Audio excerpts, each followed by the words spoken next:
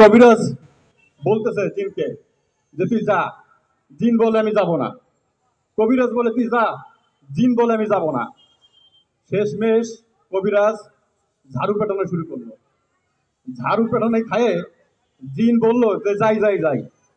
তো কবিরাজ বলল যে তুই যে যাবি তার প্রমাণটা কি?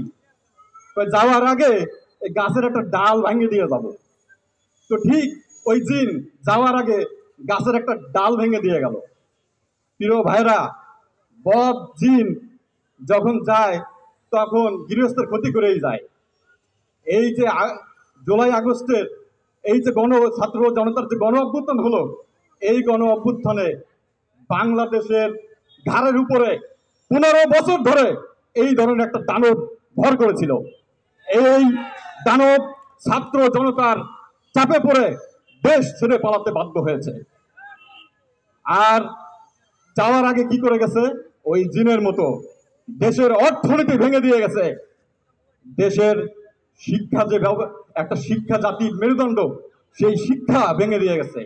নির্বাহী বিভাগ, বিচার বিভাগ, জনপ্রশাসন, পুলিশ প্রশাসন, এমনকি গণমাধ্যম সবকিছু ধ্বংস করে দিয়ে চলে গেছে। প্রিয় ভাইরা, আজ আমার ছাত্র নেতারা বলল দ্রব্যমূল্যের কথা। এই দ্রব্যমূল্য তো এই অন্তর্বর্তী সরকার সৃষ্টি না, এইটা এই ফ্যাসিস্ট শেখ হাসিনা সৃষ্টি করে দিয়ে গেছে। আর তার এই কুশাসনের এখনো এই জাতি ফল ভোগ করতেছে। আপনারা জানেন যে 2022 সালে এই দ্রব্যমূল্যের ঊর্ধ্বগতি এবং আইন শৃঙ্খলার অবনতির প্রতিবাদে এইখানেই আমরা 2022 সালে একটা সমাবেশ আয়োজন করতে গিয়েছিলাম। আমাদের এই ঢাকা মহানগর উত্তরের আহ্বায়ক খসরু ভাইয়ের নেতৃত্বে ওইখানে আমিও ছিলাম সকাল থেকে।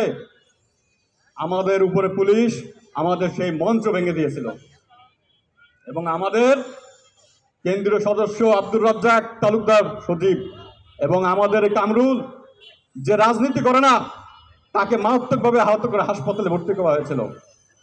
সেদিন পুলিশ আমাকে বলেছিল এই গলির ভিতর দিয়ে চলে যাও। আমি বললাম আমি তো মেন রোড দিয়ে যাবো। বাকি না, তোমাকে এই গলির ভিতর দিয়ে যেতে হবে। আমি বাধ্য হয়ে গলির ভিতরে গেছি, কিন্তু তখন আমার মনে হয়েছিল হয়তো আমার উপরে হামলা করতে পারে। আমি তখন একটা রিক্সার গ্যারেজে আশ্রয় নিয়েছিলাম। পরবর্তীতে আমাদের নেতারা যখন এর প্রতিবাদ করতে এসেছিল, এই আওয়ামী লীগের সন্ত্রাসীরা 200 থেকে 300 তারা একটি দল নিয়ে আমাদের উপর হামলা করেছিল। আমাদের নেতা মাহমুদুর রহমান মান্না, আসমা আব্দুর রব, সাইফুল হক, জুনায়দ সাকি সহ গণতন্ত্র মঞ্চের কেন্দ্রীয় নেতৃবৃন্দ সেদিন আহত হয়েছিলেন। আমি বলতে চাই, আজ আমরা এইখানে সেই সমাবেশ করছি, পুলিশও আছে, কিন্তু সেই আওয়ামী লীগের ভাইয়েরা কিন্তু আজ নাই। আমি এই কথা বলতে চাই, ক্ষমতার দাপট, তেজ, শক্তি চিরস্থায়ী নয়। আজ আপনারা যে কাণ্ড করেছিলেন সেদিন, আজ আপনারা দেখেন বাসায়ও থাকতে পারছেন না। কই, আমরা তো আপনাদের উপর হামলা করছি না, কিন্তু আপনাদের নৈতিক অধঃপতন হয়েছে। আপনারা বুঝতে পেরেছেন যে আপনারা অন্যায় করেছেন।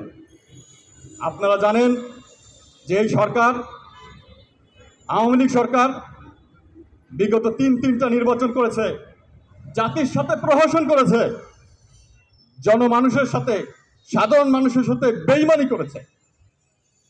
আর ক্ষমতা দীর্ঘস্থায়ী করার জন্য, ক্ষমতাকে টিকিয়ে রাখার জন্য এই সরকারের সাথে 14 দলীয় জোট সেদিন ফ্যাসিবাদের ভূমিকায় অবতীর্ণ হয়েছিল। আমরা বলতে চাই, আজ অনেকেই বলে যে আওয়ামী লীগকে নিষিদ্ধ করতে হবে। আমি বলতে চাই, সাপকে বিশ্বাস করা যায়, আওয়ামী লীগকে বিশ্বাস করা যায় না। সুতরাং এই আওয়ামী লীগের বিচার আগে করতে হবে। তারপরে এই দেশের জনগণ যদি মনে করে যে আওয়ামী লীগ এইখানে রাজনীতি করতে পারবে, সেটা পরের হিসাব। আমাদের নেতা মাহমুদুর রহমান মান্না, ওনার রাজনীতির বয়স 60 বছর, তার ভিতরে 5টা বছরই উনি জেল খেটেছেন। কোনো সময় কোনো জনসমাবেশে উনি বলেন না যে উনি জেল খেটেছেন। উনি কি জন্য জেল খাটলেন? উনি কি ক্ষমতায় ছিলেন কোনোদিন? ছিলেন না। উনি কি দুর্নীতি করেছেন? করেননি। উনি কি খুন করেছেন? করেননি। তারপরেও 5টা বছর তিনি জেল খেটেছেন। কিসের জন্য? কারণ গণমানুষের কথা বলেছেন, ন্যায়ের পক্ষে বলেছেন, সবসময় রাজপথে স্বৈরাচারীর